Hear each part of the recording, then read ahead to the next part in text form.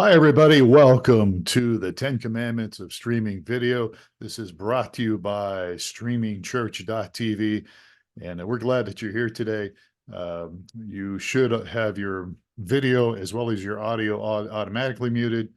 Every once in a while, somebody slips in, but if you can make sure your audio and video are muted, that would be appreciated as we'll start the webinar here in just a moment. We do appreciate you spending some time with us today. This will be recorded, and we'll take some Q&A afterwards. And so let's just get into this. We'll introduce our host today, and our founder and CEO is Mr. Steve Lacy. Steve, how are you today? I'm doing good. All right, Kind of good. multitasking, but we're doing okay. All right, well, that's okay. You can do that.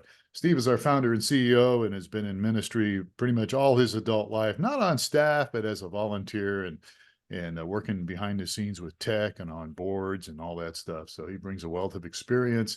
And of course, my name is Phil Thompson, and I'm with streamingchurch.tv, and I've been involved in uh, staffing and pretty much everything when it comes to church and ministry. I was senior pastor for about 8 years and executive pastor for many years, and a lot of things going on behind the scenes. So anyhow, we're glad that you're here. We will have a little Q&A after this webinar. It'll be about 30 minutes long or so. So if you have questions, by all means, please, you can put them in the chat anytime you want. You can just put them in there and we'll get to them here at the end of the webinar. So with that in mind, here's what we're going to talk a little bit about today as we talk about the 10 Commandments of Streaming Video. This is all about making a more effective streaming experience and also solving some, we would say, some common problems that we deal with here. You can see some of the little icons on here. But many people deal with video buffering and poor audio, sparse attendance online. We're going to address those issues. No support, that can be a big one. Also, no money. Yeah, that's not a lot of fun, right? So we'll talk about those things here today as we cover this webinar. So with that in mind, let's just jump into the first commandment. And Steve, I'll let you take that one. All right. So the first commandment is to always test, especially before you're going to go live. But we also recommend testing during the week to make sure that you have an adequate upload speed. That's always the number one issue, and we're going to get into that a little bit more. One of the other things we recommend is to listen on multiple devices. We do at my home church. My guys have a switch back in the web sound room, and they've got phones and other devices. So you want to always see what things sound like on the various devices, because you know it's going to be different going from, say, a television with a sound system and just a phone or something like that. Another thing that we try to do and we recommend is to do a walkthrough to make sure that prior to the service you'll go through and kind of walk through what's going to happen and test things out as you're doing that. And we also recommend always recording and reviewing afterwards, and we're going to talk about that a little bit more in some later tests. So here's the this is a speed test that we provide at speed.streamingchurch.tv, and it will show your internet connection robustness. And it starts with a ping, and that's in milliseconds. It should be very low. But the one that really matters, or the one that only matters, is your upload speed. And everything that that your internet ISP is going to talk to you about is all about download speed. And they're going to advertise download speed, and they're going to talk about that. But when you're streaming, upload speed is the main one. And then we recommend that you have, Phil says 3 times, I usually go twice, that you have at least twice available on your worst score for upload than you're streaming at. So this one shows 23 megabits probably. So I definitely don't want to send anything above 10 megabits per second for all of my streams. So this is a pretty healthy one as well. Yeah, that's a pretty healthy one. And definitely, this is something that, again, you've stressed it, but I'll stress it as well. You should do speed tests multiple times. And because the internet does change, believe it or not, things happen. And well, You never know. And there's lots of different reasons for that. Sometimes if you share the network with people walking into your facility, that can have an impact on Yeah. your network connection. Yeah, that can have a dramatic impact. But I tested on, Thursday and everything was great. And then all of a sudden my internet just died. And it's typically, they got open Wi-Fi. There's somebody out there watching the football game or doing something else. Or another thing that we had a special Easter service this year at our church, and one of the guys had scheduled every Friday evening to do these massive uploads of videos. And he wasn't even in the facility, but it would just kick off and just start going. And fortunately, one of the people on staff went, "Wait a minute, it's Friday night. Oh, Jeff's going to be uploading this," or Joel was. And they went and, contacted Joel, said, "Hey, you need to turn that off." And he turned it off because it would have destroyed our special service for Easter. Boy, that's right. That's absolutely right. So internet speed's very important. So keep that in mind. All right. You mentioned multiple devices, I think. Look and listen on multiple devices. And we just got a little snapshot here of if it works. There we go. It's just important, right? Because different devices, the video is going to look different and it's going to sound different. Yeah, especially especially as you go from, your handheld, your phones and your tablets all the way up to, TV screens and that sort of thing. So it's really a challenge for your sound guy, especially if you're mixing for the web as well, because you got to kind of find a middle ground where Yeah. it sounds pretty good everywhere. Yeah. And So, we're not saying you have to have 24 devices at your desk, but you you probably ought to have the most common ones, a phone, internet, I mean, iPad, maybe, just some common things. And this kind of comes down to as well, knowing what your viewers use. What yeah, are your viewers use? And we actually have a report, which we'll get to in a little bit, that can kind of give you an idea what many of your viewers might be watching on. yeah, Yeah, good to know that. All right. Let's boogie on here a little bit. Number two, well, the second commandment when it comes to streaming video, you want to welcome people. You want to pray with them with your online attenders. You want to communicate with them. You want to connect with them. Here's something that Michael Gray, who's not with us today, but is on our team. He's many times on these webinars. He's big on stressing, start your stream early. So if your service starts at 10, don't start it at 10, maybe even start it 10 or 15 minutes earlier if you can. Get it going, get it up and running. And then also, don't just shut the thing down automatically. And we'll get to that in a little bit, why that is. But it's important to really make sure everything's up and going early. And some people might say, well, what are they going to see? Well, you can run video. You could maybe even just do a shot of the platform, or maybe a wide shot, and make sure somebody's there to comment. Go ahead, yeah. Steve. I was just going to say, I mean, people, come to church early, right? And Mhm. they don't typically just wander in and go sit down. They want to chat with people and kind of catch up. And this is a good opportunity if you start your stream early, even if you don't have something, you know, exciting in the video, you're going to see people showing up to the service online, and that's when you can meet and greet Yeah, and do your thing as well. yeah, exactly. So keep that in mind. We're going to talk about this next point here in just a minute or so. Live breakaways. What are live breakaways? I'll get in a little bit, but this is something that's actually pretty easy to do, and I'm surprised most churches don't do it. You want to welcome people on chat, which we just alluded to. Welcome them, communicate with them, make that a big thing. Hopefully, you have chat on your streaming video. Now, we as a company here, we have an option of video only, and many people use that for their church, but chat actually is a great tool, especially when you want to reach people and connect with people. Connection card and prayer requests. We'll get into that in a little bit as well, but these are tools that you can use to connect with people, to pray with people, to find out their needs, to help them perhaps be a part of something within your church.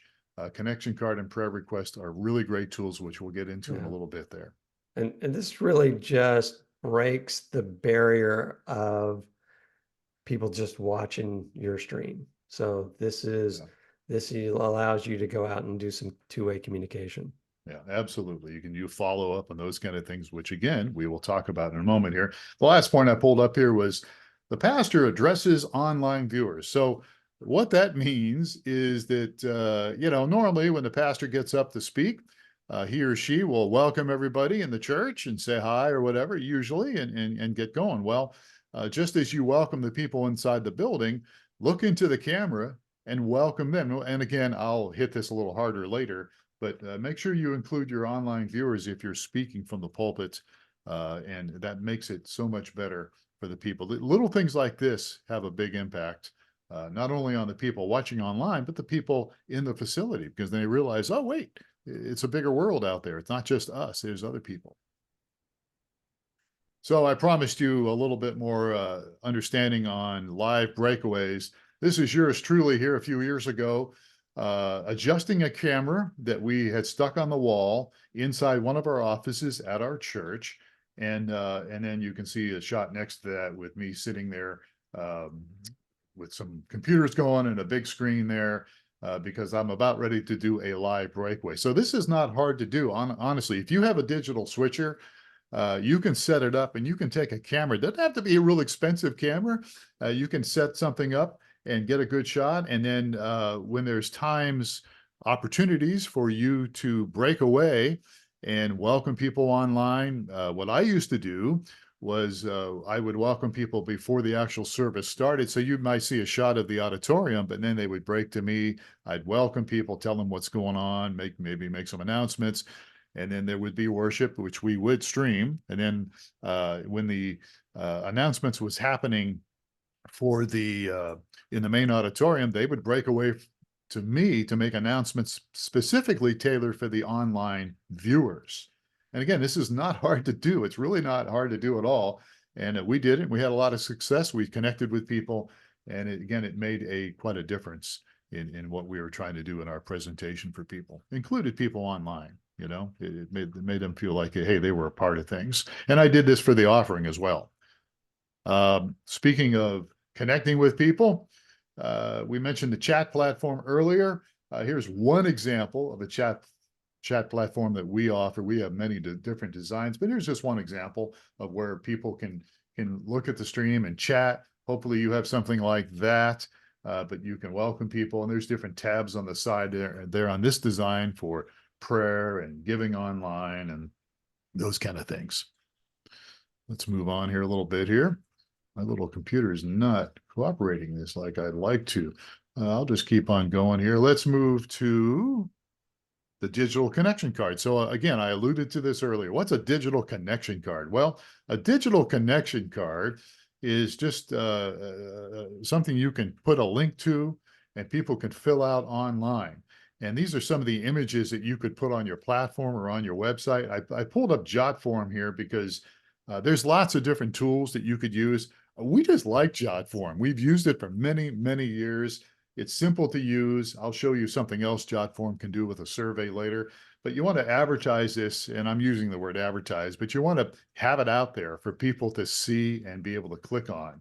And you can create your own images and link to a JotForm or any kind of form, so you can collect information on people. And I mean that in a positive way. Prayer requests, what's going on in their life, how you could follow up with them, those kind of things. So digital connection cards are a great tool to have when you're doing online streaming.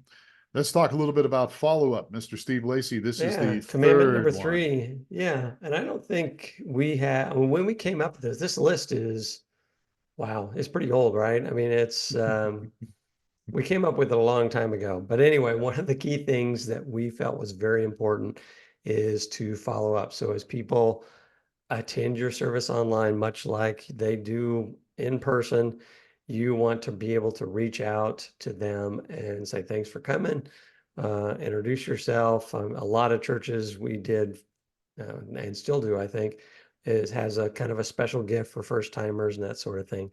So make sure that you have a system in place. I think we developed a system with our platform that's automated, that's available as well, and it does all the hard work of tracking, who's who's there for the first time, who's there, who came back the second time, and so you can kind of tailor your follow-up for that. Key is to respond immediately. So, I mean, the best would be, wow, if they came and they gave you their cell phone number and they're walking out and you're texting them saying, hey, thanks for coming. Here's a free Starbucks card or something for you. We appreciate you being here. You also have the ability to post key takeaways from the message, promote upcoming events, do some things like that, do your social media sharing. And then the other piece of it that we've really at my home church has really bought into is promoting next steps. Everyone's at a different place. Everyone will have a different next step, but this would be, especially if they're the first time, you could follow up with them with a very appropriate next step action that they could take.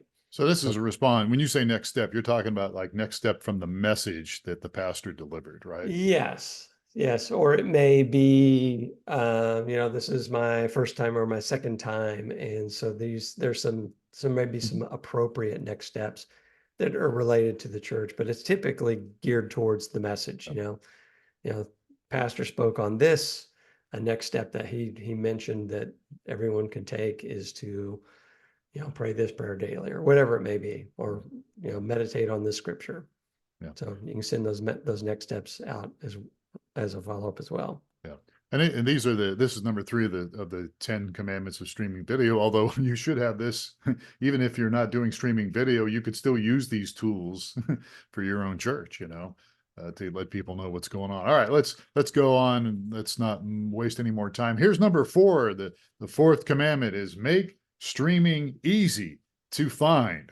What do I mean by that? Well, you want to promote maybe an image on your homepage that people can click on, that they can easily spot and see, that would take them to the live stream. In fact, I would suggest that you have multiple links on your website, different places. I'll show you an example of that in a moment. You want to make sure you provide accurate details about streaming. So, if you have something on there about streaming video, make sure the date is up to date, not last Easter service. We're talking live, of course. But if you've got outdated material on there connected, that's a no-no. So you want to provide accurate details about the streaming, like the time or times, the different service times, those like that. And you want to also, I would suggest having a link to your Media Vault. We provide a Media Vault and make that link very easy to find. And this is kind of came about as a result of somewhat of a pet peeve of ours, right? Yeah. Because we would, oftentimes like my stream on my website's not, it's not doing this or that. And we go, okay, we go to their website and we're like, we can't find their live stream.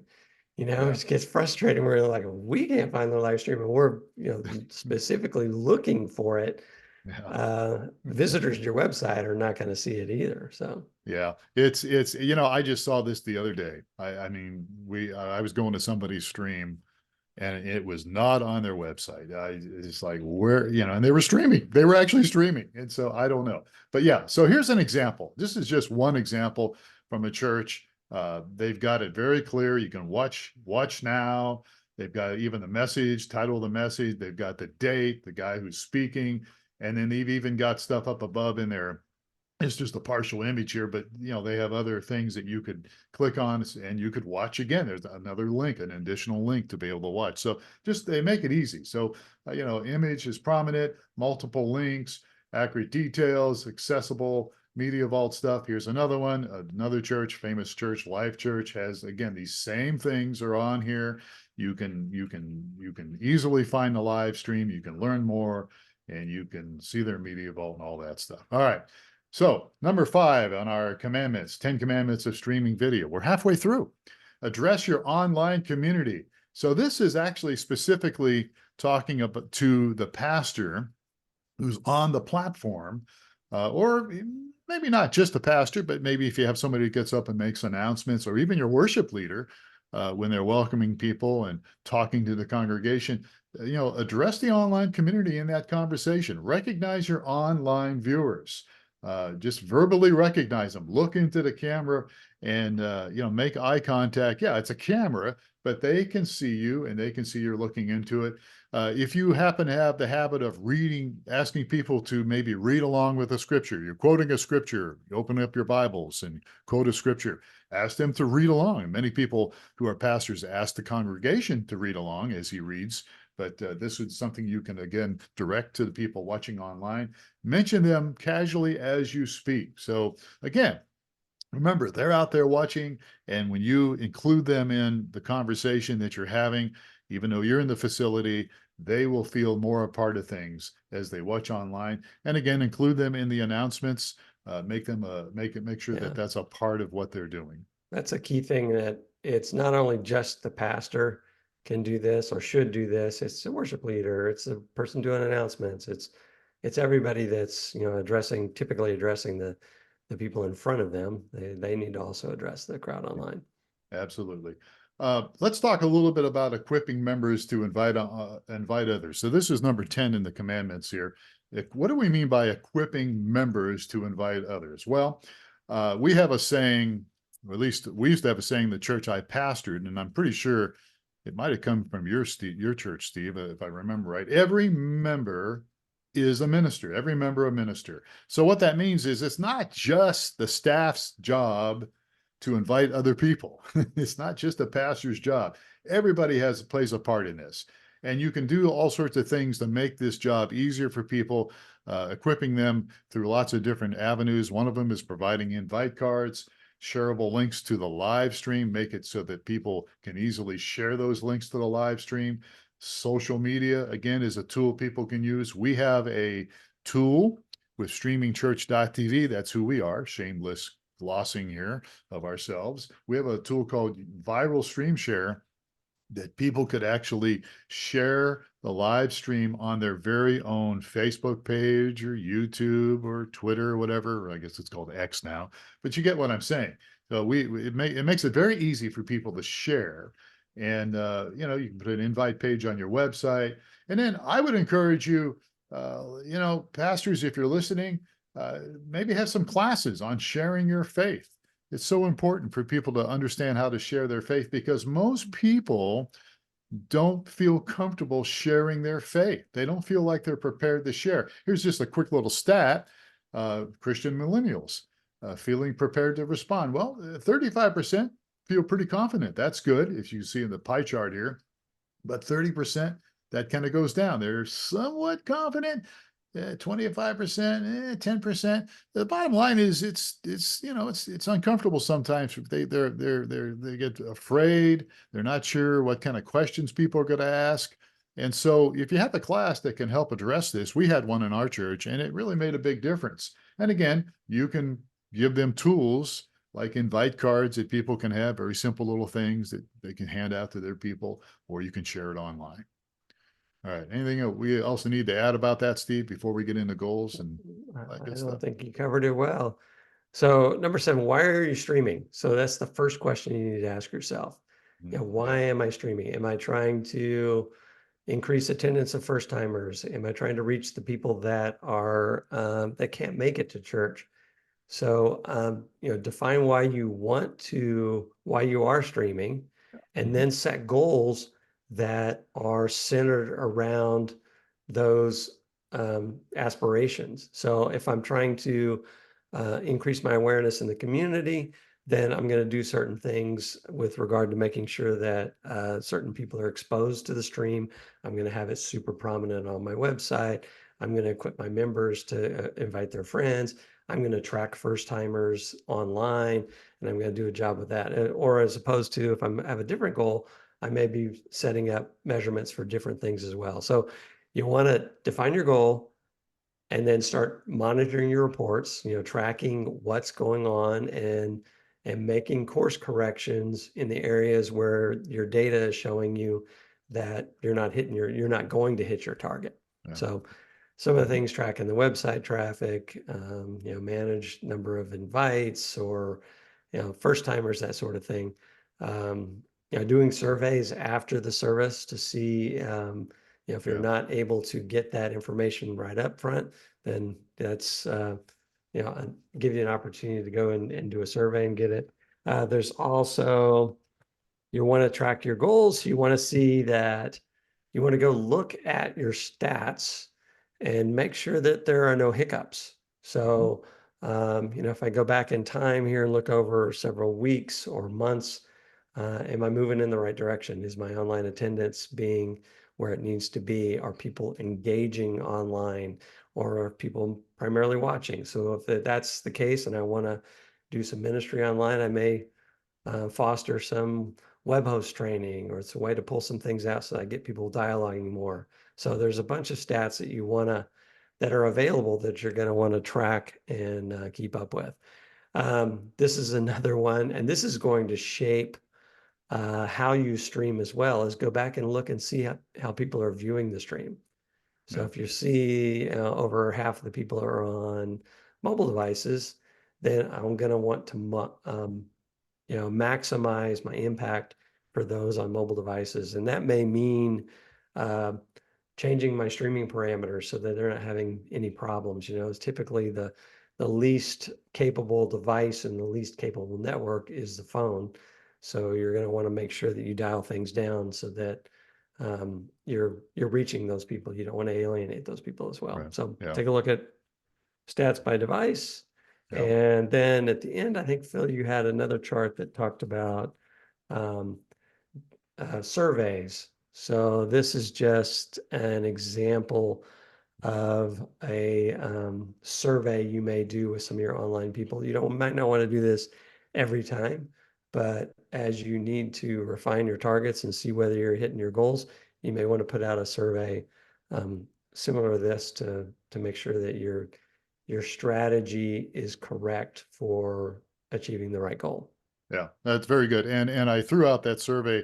And by the way, this just came off JotForm. And again, I'm pushing JotForm. I don't own any stock in it, but I just like it's simple to use, easy to use, and you can customize things. And so this is just one example of a survey. Why do all these things? Because it helps connect people.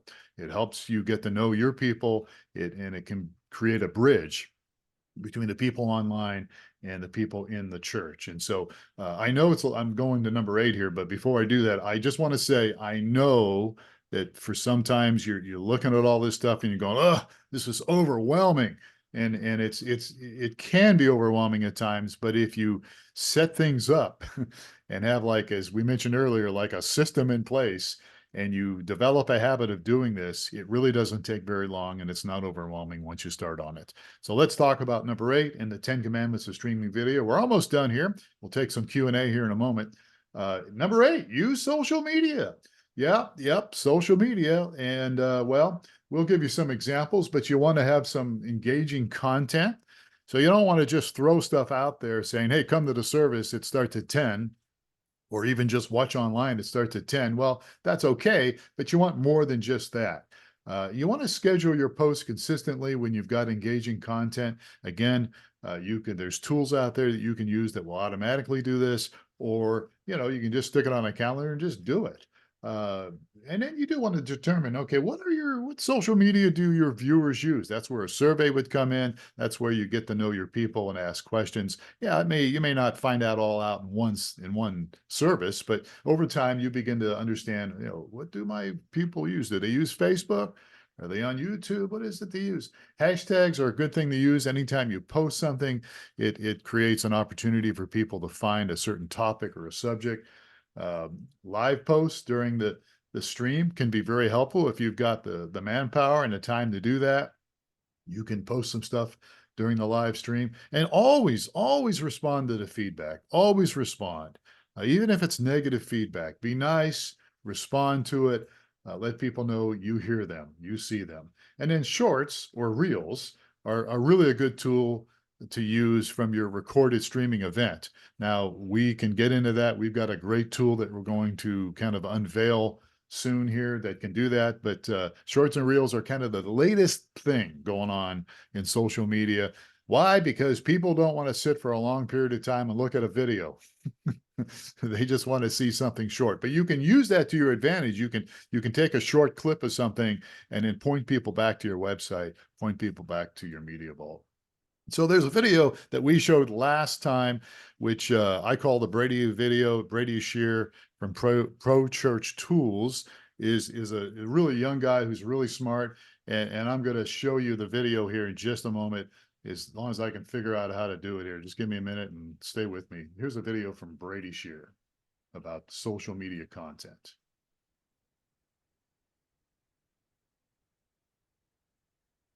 Here's a great idea for your church's next social media post. I've seen churches publish this, and by far, it's their best performing piece of content.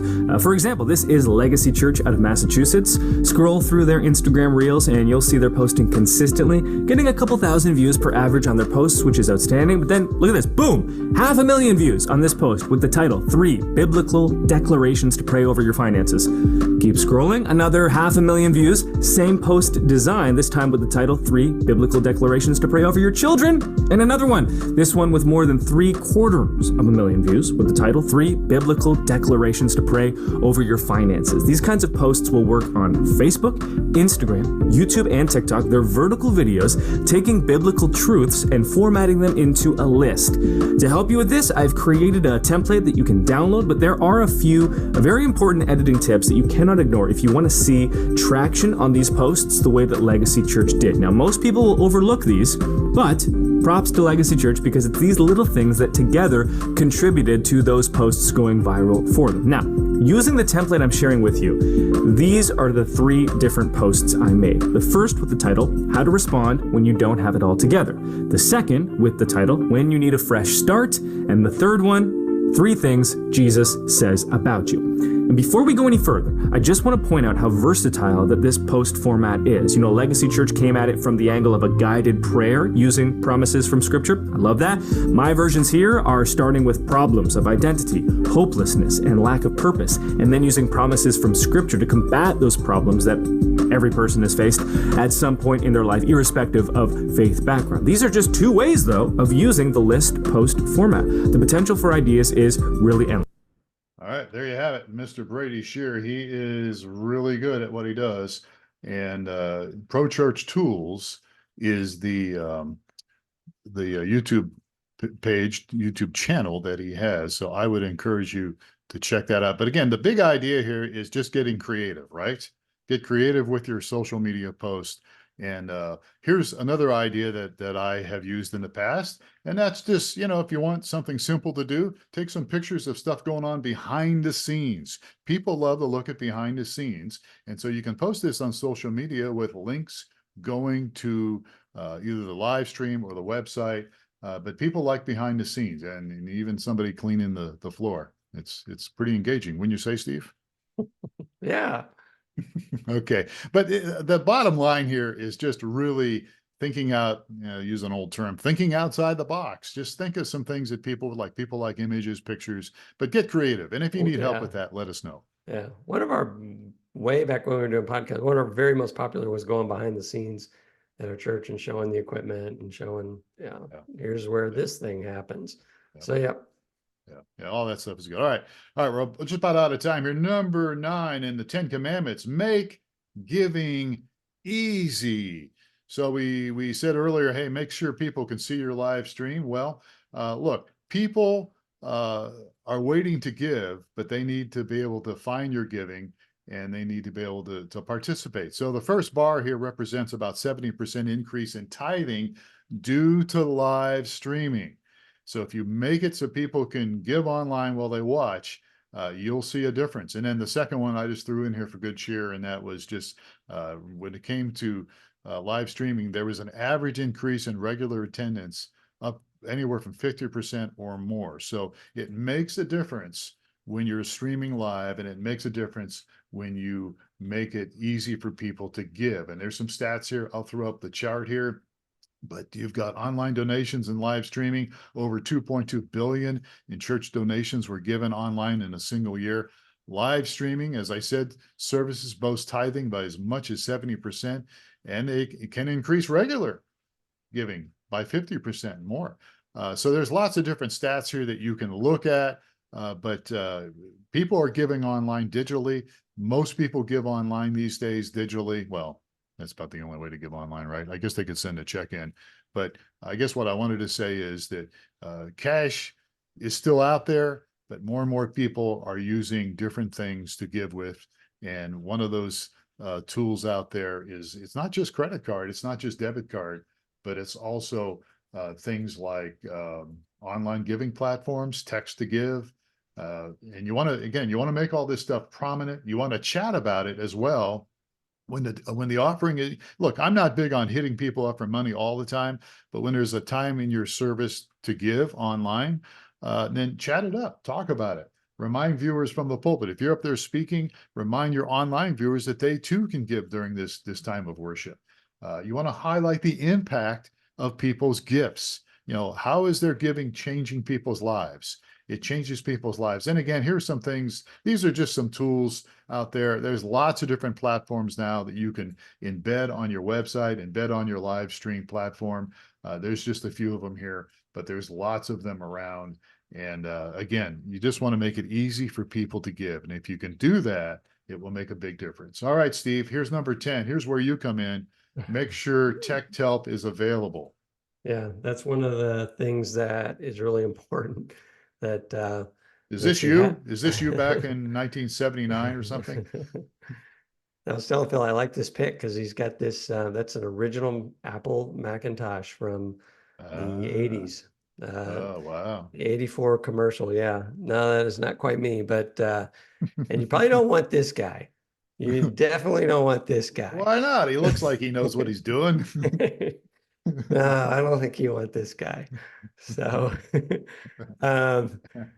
he's yeah. It's a good nostalgia pick, but if he's still using a Mac, you definitely don't want this guy. Or not. Well, you don't like Macs? I thought you used Macs. I do use Macs now. If you're You just using don't want a Mac 1981 Mac. and that, yeah, this is not to digress too much, but I bought my first computer through a company loan. I think it was like $3,500. It was used. And I upgraded to a 20 meg hard drive for like $600, so that's the tech this guy's using. Very expensive, very not very capable. All right, so you're going to want to make sure that you have some tech savvy volunteers. You want to do training. What we do at our church, I think that's really effective, is just shadowing, setting people up. It's a good way to bring in new volunteers and have them, they don't have to commit to doing it, but they're just going to shadow, just watch everybody do it and kind of train them how to do it. And then they're pretty soon they're pushing some of the buttons and doing that sort of thing. So that's the best way to do training. Always have a backup plan, have offline resources available.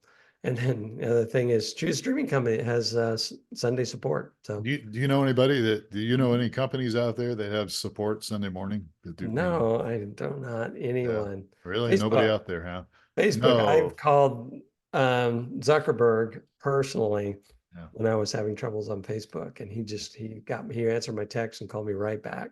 Yeah, well, you have connections. All right, we're being facetious here, but we actually, if you just joined us, we are streamingchurch.tv, and yes, we do provide Sunday morning support, live support. So these are things. So I do want to say this. How do you, this is a big question everybody has. Volunteers are the lifeblood of a church, and especially how do you get help? How do you find tech help? Well, again, we wrote a blog on this. We actually did a podcast, but you want to showcase the impact that their help means to people. So for people volunteering, especially the tech team, showcase, highlight, hey, they can make a difference. Yeah, and it's not showcasing the need, it's showcasing the impact they can have. The impact, that's right. The impact that they have on people. You mentioned invest in training and support. It's really an important thing to do that. Define the roles of your tech team volunteers, clearly define them. Again, a little bit of time, put some effort into it and define them. Target the right audience.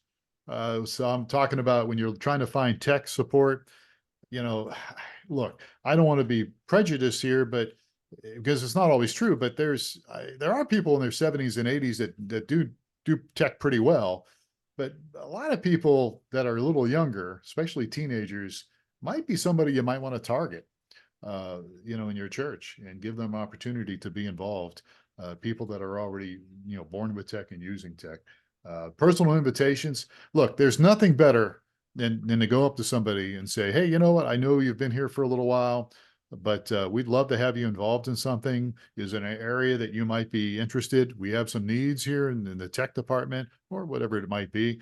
And, give them an opportunity through a personal invitation and, utilize multiple channels. In other words, you can put it on your website, you can put it on social media, you can put it in your newsletter, you can talk about it from the pulpit, but the best way I think is personal invites. And then remember, it needs to be, people need to have fun in what they're doing. They need to know that it's a rewarding experience and a rewarding environment. So as a leader, you need to foster a fun and rewarding experience. It doesn't have to be intense all the time. And you want to cater to different skill levels. Not everybody's going to be able to run the camera. Not everybody's going to be able to run PowerPoint. Not everybody's going to be able to run the stream, but they can do other things in the areas of tech. So make it a fun and rewarding environment. I can't stress that enough. We're running out of time here, but when I was first managing a radio station, a Christian station back in the 80s, early 80s, I was a pretty intense manager, and we decided to have a pool party at my house, and I had the whole staff over, and we just had a blast, and we had fun. And I had so many people come up to me afterwards, go, I never knew you were so much fun, Phil Thompson. So I learned a long time ago, don't be too intense, make sure people, you want to get the job done, but you want to make sure it's a rewarding time for people and a fun time. All right. What are we doing here? Oh, Yeah. Make sure that you check out our blog, blog.streamingchurch.tv. We actually wrote a blog about this, how to recruit volunteers. And we actually did a podcast. If you don't know our podcast, it's Church Solutions Podcast. Check it out. All right. We would encourage you right now. We're going to take Q&A here in just a moment. So if you have any questions, type them in the chat. But we would encourage you to check out our equipment list. You can go to streamingchurch.tv/resources, and you can sign up and get our equipment list, our recommendations that we have.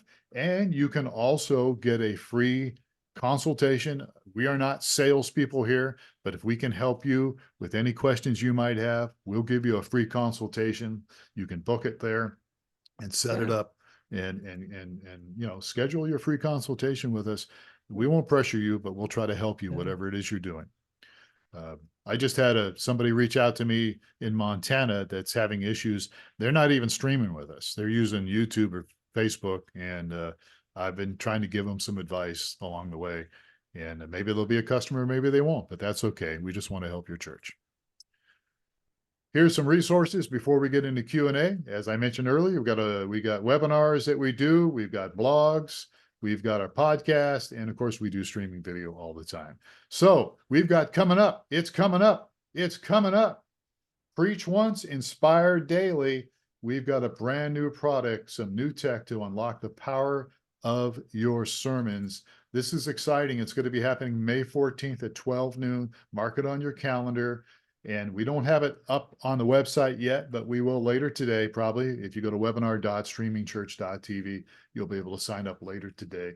Steve, what's this all about, real quick? I am really excited about this. This is something that took root in the small group that meets at my house with my people. And it's a way for the pastor to have an impact. I actually talked to the pastor, and he's like, he used the quote, he says, if I can touch people's 167 hours out of the, in addition to the 1 hour they're at church, every week, that's a major win. And this is an opportunity for the pastor to have an influence using his message during the week at very low effort, with some really high quality resource for your church members and your church guests. So to digest during the week. So yeah. So sermonclipper.com, we'll do a webinar on this. But it's really all about connecting with people daily. And when you said minimal work, I mean, it's really minimal, right? I mean, all the work goes into you presenting your sermon and recording it. And then there's some fruits that haven't been harvested before, that can now be harvested through the magic of technology that is, and we're putting it to work, feeding the flock during the week. Yeah. So Yeah. So it's really, you're already doing your sermons. You're already recording them, I'm sure. yes. So this would certainly enhance getting people connected. All right. That's coming up. So anybody got questions? Yeah, there's a couple of questions in here. And the first one is from Bill. It talks about where are we with 4K? Is it time to commit going forward? When's buying new equipment? That sort of thing. And the my take on that is, yeah, 4K is out there, and there's always, with streaming and streaming your church services, the number one consideration is margin. So, and we talked about that earlier, doing speed tests and things like that. You always want to stay in the margins so that people can have a great experience. And with 4K, you're going to get you have the potential for a little crisper video. Your audio is not going to change, but you're going to introduce a ton of risk. So in order to do the 4K, you're going to need the bandwidth requirements for sending your stream go up. And so that puts you in, from a danger zone on that end. And then people viewing the stream, there's just a ton more risk involved. So yeah, I think it's out there, it's doable. I'm not sure, this, Mike Gray likes to say, if the squeeze is worth the juice, because it will be a little crisper video. And another thing to consider and look at is, we talked about it earlier, your audience, and over half of the people are watching on their phone, and they're not going to be able to tell a 4K on my phone versus an HD on my phone, other than the fact that this stream keeps messing up, and that's what's going to happen with your 4K one if you're trying to stream too fast, because Because it takes a lot of internet. You it gotta takes have a lot of internet to do that, Yeah. and high resolutions and all that. Yeah. So it's there, and internet has gotten better over we've been around forever, over the decades. It's gotten better and better. And what we've seen is our margins increase as internet gets better and better. So yeah, you can move towards 4K, but when you jump to 4K, I think you're asking for some trouble. Potentially. Yeah. You were talking equipment, cameras, cables, different things that have to happen. Yeah. Yeah. As far as, if I'm looking to buy equipment, you may want to prepare for the future. Yeah. Yeah. But jumping to and trying to stream 4K right now is going to be a challenge on both ends, I think. Yeah.